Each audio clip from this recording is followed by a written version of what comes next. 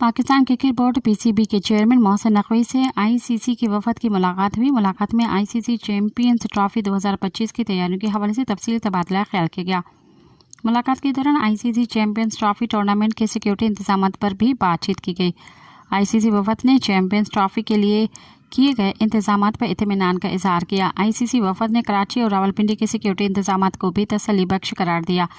मोहसिन नकवी ने ICC champions trophy के लिए आलमी मयार के इंतजाम की यकीन दहानी कराते हुए कहा कि स्टेडियम्स की अपग्रेडेशन का काम चैंपियंस ट्रॉफी से कबल मुकम्मल कर लिया जाएगा। तमाम टीमों के लिए फुल प्रूफ सिक्योरिटी इंतजाम किए जाएंगे।